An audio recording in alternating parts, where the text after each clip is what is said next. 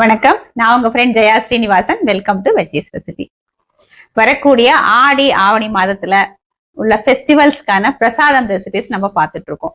அந்த வரிசையில நம்ம வெஜ்ஜீஸ் ரெசிபி கிச்சன்ல இன்னைக்கு பால் போலி பண்ண போறோம்.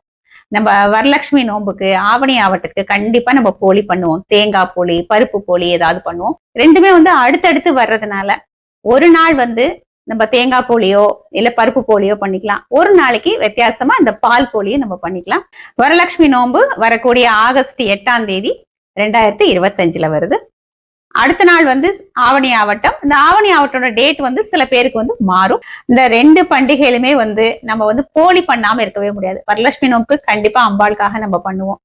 அடுத்தது இந்த புருஷாளுக்கு வரக்கூடிய வருஷத்துல ஒரே ஒரு பண்டிகை ஆவணி ஆவட்டம். அன்னைக்கு கண்டிப்பா நம்ம போலி பண்ணுவோம். இப்போ ஒரு நாளைக்கு இந்த போலி நம்ம தாராளமா பண்ணிக்கலாம்.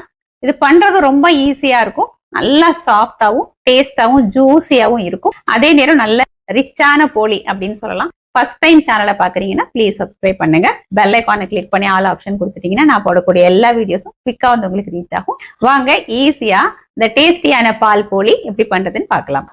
ஒரு 7-8 முந்திரி பருப்பு, ஒரு 10-12 பாதாம், 1 டீஸ்பூன் கசகசா, இதை மூணையும் சேர்த்து 1 மணி நேரம் நம்ம ஊற வச்சுக்கணும். 1 கப்பு ரவா, நம்ம உப்புமா எல்லாம் பண்ணுவோம் இல்லையா, பாம்பே ரவா சொல்லுவோமே, இந்த மாதிரி ரவா. இது நல்லா ஃபைன் ரவா கிடைச்சதுன்னா அதை நம்ம வாங்கிக்கலாம். இந்த மாதிரி கொஞ்சம் பெருசு பெருசா இருக்கு அப்படின்னா இதை மிக்சி ஜார்ல போட்டு முடிஞ்ச அளவுக்கு ஃபைனா நம்ம அரைச்சி எடுத்துக்கலாம். ரவா நான் மிக்சி ஜார்ல எடுத்துட்டு இருக்கேன். இதுல ஒரு 2 கல் உப்பையும் போட்டு பவுடர் பண்ணி எடுத்துக்கலாம். பாருங்க, இதை போல நான் அரைச்சி எடுத்துட்டு இருக்கேன். நம்ம அரைச்ச ரவாவை நான் அந்த பவுலுக்கு மாத்திட்டு இருக்கேன். இதுல ஒரு 2 டீஸ்பூன் நம்ம நெய் விட்டுக்கலாம். இந்த நெய் அந்த ரவால ஈவனா மிக்ஸ் ஆகிற அளவுக்கு நல்லா கலந்து விட்டுப்போம். இந்த மாதிரி கொஞ்சம் ரப் பண்ணி நம்ம மிக்ஸ் பண்ணோம்னு வச்சுக்கோங்களேன், ஈவனா மிக்ஸ் ஆயிடும். பாருங்க, நல்லா மிக்ஸ் பண்ணியாச்சு. இப்ப இதுல கொஞ்சம் கொஞ்சமா தண்ணி விட்டு நம்ம மாவு மாதிரி பசஞ்சிப்போம். சப்பாத்தி மாவுலாம் இருக்கும் இல்லையா, அதை போல நம்ம பசஞ்சிக்கலாம். இது தண்ணி விட்டு பசஞ்சதுக்கு அப்புறம் கொஞ்சம் நல்லா அப்படி மசிச்சு கையால கொஞ்சம் நல்லா மேஷ் பண்ணி பசஞ்சுக்கணும். இப்படி கொஞ்சம் அப்படி அழுத்தம் கொடுத்து நம்ம பசஞ்சோம் அப்படின்னா நல்லா சாஃப்டா வந்துடும். இது நல்லா பசஞ்சாச்சு. இப்போ ஒரு தட்டு போட்டு மூடி வச்சிடலாம். இது 1 மணி நேரம் ஊறட்டும். நம்ம அதுக்கப்புறம் பார்க்கலாம். நம்ம பசஞ்சு வச்ச ரவையும் நம்ம ஊற வச்சிருக்க பாதாம் கசகசா எல்லாம் ஊறதுக்குள்ள நான் கடாயில 1 லிட்டர் ஃபுல் ஃபேட் மில்க் வச்சிருக்கேன். கறந்த பசும்பால் இது. இந்த பால் நல்லா சூடா எடுத்து இப்ப என்ன பண்ணணும்னா ஓரத்துல இருந்து இந்த ஏடு படிய விடாம நல்லா எடுத்து விடணும். பாருங்க, இந்த மாதிரி நல்லா எடுத்து விடணும். ஃபுல் ஃபேட் மில்கா இருந்தது அப்படின்னா நமக்கு ரொம்ப சீக்கிரம் இந்த பால் திக்காயிடும். டேஸ்டும் ரொம்பவே நல்லா இருக்கும். தண்ணி பாலா இருந்ததுன்னா சுண்டுறதுக்கு ரொம்ப டைம் எடுக்கும். இது நான் ஸ்டீல் கடாயில வச்சிருக்கிறதுனால அடிக்கடி கிளறி விட வேண்டியதா இருக்கும். நீங்க நான்ஸ்டிக் கடாய் யூஸ் பண்ணீங்கன்னா ரொம்ப கிளற வேண்டாம். சைட்ல மட்டும் அப்பப்ப இந்த படியறத மட்டும் எடுத்து விட்டாலே போதும். இந்த பால் 50% ரெடியூஸ் ஆகிற வரைக்கும் இதை நம்ம நல்லா இந்த மாதிரி காய்ச்சிக்கலாம். இது கொஞ்சம் திக் ஆகட்டும், நம்ம அதுக்கப்புறம் பார்க்கலாம். பால் பாருங்க நல்லா வத்தி பாதி அளவுக்கு வந்தாச்சு. நல்லா இப்படி எடுத்து விட்டு நல்லாவே காய்ச்சிருக்கேன். இந்த பால் இன்னும் கொஞ்சம் நமக்கு திக் ஆகணும். இந்த பால்ல நம்ம கொஞ்சமா குங்குமப்பூ சேர்த்துப்போம். பால் கொதிக்கும் போதே சேர்த்துட்டோம்னா இந்த பால் நல்ல ஒரு கலரும் நல்ல ஒரு ஃபிளேவரும் நமக்கு கிடைக்கும். பால் பாருங்க நல்லா கொதிச்சு வந்தாச்சு. நமக்கு இது நல்லா அந்த பாசுந்தி இருக்கும் இல்லையா, அந்த மாதிரி கன்சிஸ்டன்சிக்கு வரணும். அந்த அளவுக்கு வரணும்னா அதை நம்ம ரொம்ப கொதிக்க வைக்கணும். அந்த மாதிரி பண்ணாம இது கொஞ்சம் குவிக்காவே நல்லா திக்காகிறதுக்கு என்ன பண்றது அப்படின்னு பார்க்கலாம். இந்த மிக்சி ஜார்ல நம்ம ஊற வச்சோம் இல்லையா பாதாம், முந்திரி, கசகசா, அது எல்லாமே சேர்த்திருக்கேன். இந்த பாதாம் நல்லா ஊறினதுக்கு அப்புறம் இந்த தோலை ஃபுல்லா எடுத்துட்டேன். 4 ஏலக்காய் சேர்த்துக்கலாம். நல்லா ஃப்ரெஷ்ஷா துருவின தேங்காய் துருவல் 2-3 டேபிள் ஸ்பூன் சேர்த்துக்கலாம். இது நல்ல ஃபைன் பேஸ்டா நம்ம அரைச்சி எடுத்துக்கணும். தண்ணி சேர்க்காம பால் சேர்த்து அரைச்சிட்டோம் அப்படின்னா நமக்கு இன்னும் கூட நமக்கு திக்காயிடும். தேங்காய், பாதாம், முந்திரி, கசகசா எல்லாம் அரைச்சிருக்கோம் இல்லையா, இந்த பேஸ்ட இந்த பால்ல சேர்த்துலாம். நல்லா கொதிக்க வச்சாலே போதும், நமக்கு நல்லா திக்காயிடும். பாதாம், முந்திரி, கசகசா, தேங்காய் அதெல்லாம் சேர்த்ததுனால நல்ல ரிச்சாவும் இருக்கும். இந்த ஃபிளேவர் டேஸ்ட் ரொம்பவே சூப்பரா இருக்கும். இதுல 4 டேபிள் ஸ்பூன் அளவுக்கு சர்க்கரை சேர்த்துக்கலாம். இதை நல்லா மிக்ஸ் பண்ணி விட்டுக்கணும். சர்க்கரையும் கரையணும். நம்ம தேங்காய்லாம் அரைச்சி சேர்த்ததுக்கு அப்புறம் ஒரு 5 நிமிஷம் கொதிக்க வச்சிருக்கேன். பாருங்க, நல்லா திக்காயாச்சு. இது சூடு ஆறும்போது இன்னும் கூட திக்காகும். நம்ம ரவாவை பிசைஞ்சு வச்சோம் இல்லையா, இந்த மாவு நல்லா ஊறி சாஃப்ட் ஆயாச்சு.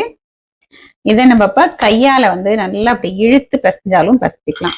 அப்படி பிசைஞ்சோம்னாலும் இது சாஃப்ட் ஆயிடும். இது வந்து பழைய காலத்து மெத்தட். அந்த காலத்துல வந்து அம்மி இருக்கும் இல்லையா எல்லார் வீட்லயும், அதுல போட்டு இந்த மாவை கொஞ்சம் நல்லா இடிச்சுப்பாங்க. அப்ப சாஃப்ட் ஆயிடும்.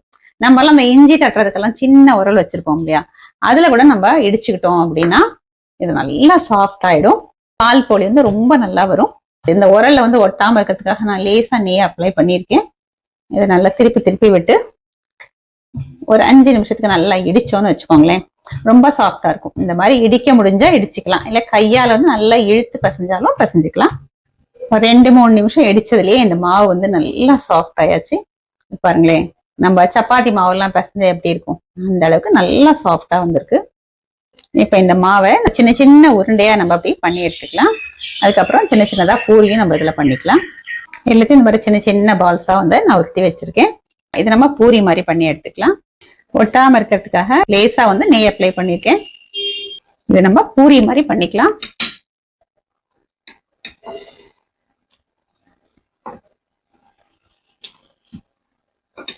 ரவையும் நல்லா பிசைஞ்சு நல்லா ஊறியாச்சு. நம்ம லேசா இடிச்சு வேற எடுத்துக்கிட்டோம் இல்லையா, நல்லா சாஃப்டா இருக்கு. பாருங்க, நல்லா மெலீசா பூரி அழகா பண்ண வந்திருக்கு. திக்னஸ் பாருங்க, நல்லா மெலீசா பண்ணிருக்கேன். நெய் தொட்டு பண்ணிட்டேன்னு வச்சுக்கோங்களேன், ஒட்டாமையும் இருக்கும், அதே நேரம் நல்ல நெய் வாசனையோட இந்த பால் போலி ரொம்பவே நல்லா இருக்கும். இதே மாதிரி எல்லாத்தையும் பண்ணி எடுத்துப்போம். நம்ம பண்ணிருக்கிற பூரியை நம்ம பொரிச்சு எடுத்துக்கலாம். நம்ம மெலீசா பண்ணிருக்கலாம், ரொம்ப நம்ம பூரி மாதிரி உப்பி வராது. திருப்பி விட்டு 2 பக்கமும் ஃப்ரை ஆனதுக்கு அப்புறம் நம்ம எடுத்துக்கணும். ரவா அப்படிங்கறனால ரொம்ப சீக்கிரம் ஃப்ரை ஆயிடும். பாருங்க, ஓஸ் அடங்கியாச்சு இல்லையா, நம்ம எடுத்துக்கலாம். நம்ம பண்ணிருக்கிற பூரியை நம்ம இந்த பால் ரெடி பண்ணி வச்சிருக்கோம் இல்லையா, பாதாம் எல்லாம் போட்டு லேசா முக்கிட்டு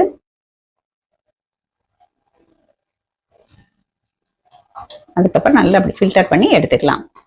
இந்த பூரி வந்து இந்த பாலை நல்லா அப்சர்வ் பண்ணிட்டு சாப்பிட்றதுக்கு சாஃப்டாவும் நல்ல டேஸ்டாவும் இருக்கும். பூரியை இந்த மாதிரி நம்ம பிளேட்ல வச்சுட்டு நம்ம அது பால் காய்ச்சி வச்சிருக்கோம் இல்லையா, பாசுந்தி மாதிரி, இதுக்கு மேல விட்டா கூட இது இப்படி நல்லா ஊறும். இப்படியே நம்ம பண்ணிக்கலாம். எது நமக்கு கன்வீனியன்டா இருக்கோ அந்த மாதிரி பண்ணிக்கலாம். இப்படி இது கொஞ்சம் நேரம் விட்டோம்னு வச்சுக்கோங்க, இதுவும் நல்லா சாஃப்டா ஊறிடும். இந்த பாலை ஃபுல்லா நல்லா அப்சர்வ் பண்ணிட்டு ஸ்வீட்டாவும் இருக்கும். நமக்கு எது கன்வீனியன்டா இருக்கோ அந்த மாதிரி நம்ம பண்ணிக்கலாம். இதே மாதிரி ஒவ்வொன்றா நம்ம டீப் ஃப்ரை பண்ணி எடுத்துப்போம். இது ரொம்ப சீக்கிரம் ஃப்ரை ஆயிடும். நம்ம பூரி மாதிரி இந்த கோல்டன் கலர் அப்படிலாம் வராது, வெள்ளையா தான் இருக்கும். 2 பக்கமும் திருப்பி விட்டு ஃப்ரை பண்ணதுக்கு அப்புறம் இந்த கொஞ்சம் அந்த ஓஸ் அடங்கியாச்சு பாத்தீங்களா, இப்ப நம்ம எடுத்துக்கலாம். எண்ணெயில இருந்து எடுத்துட்டு நம்ம இந்த கடாயில பாசுந்தி மாதிரி பண்ணி வச்சிருக்கோம் இல்லையா, பால் நல்லா திக்கா காய்ச்சி வச்சிருக்கோம் இல்லையா, இதுல நல்லா அப்படி முக்கிட்டு கொஞ்சம் மேல் எக்ஸ்ட்ராவா இருக்கு இல்லையா, அதை ஃபுல்லா அப்படி ட்ரைன் பண்ணிட்டு எடுத்துக்கலாம். கொஞ்ச நேரம் விட்டோம்னா அது நல்லா ஊறிடும். இதே மாதிரி எல்லாத்தையும் பண்ணி எடுத்துப்போம். உங்களுக்கு எது கன்வீனியன்டா இருக்கோ அது மாதிரி பண்ணிக்கலாம். இந்த மாதிரி டிப் பண்ணியும் எடுத்துக்கலாம், இல்ல பிளேட்ல வச்சு இந்த பாலை வந்து மேல விட்டு அப்படியே ஊற விடலாம்.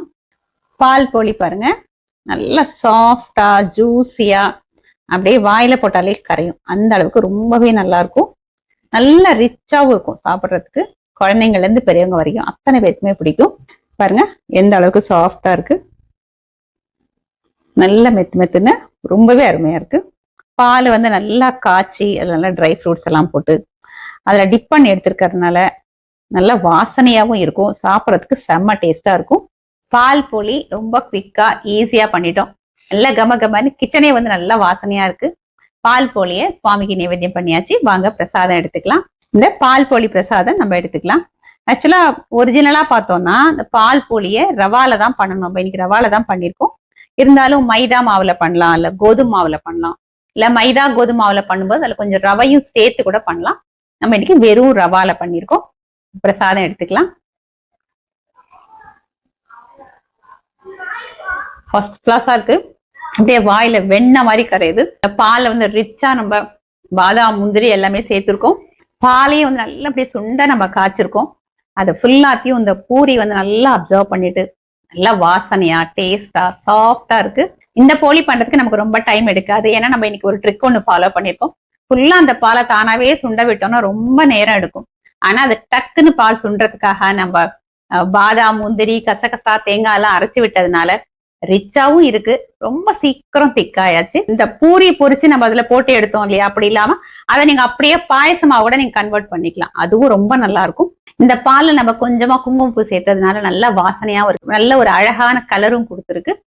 இதே மாதிரி இதே மெத்தட்ல இதே அளவுகளோட வரக்கூடிய வரலட்சுமி நோன்பு இல்லைன்னா ஆவணி ஆவட்டத்துக்கு இந்த பால் போலியை நீங்க கண்டிப்பா ப்ரிப்பேர் பண்ணி பாருங்க. பெரியவங்கல இருந்து குழந்தைங்க வரைக்கும் எல்லாருக்குமே ரொம்ப பிடிக்கும்.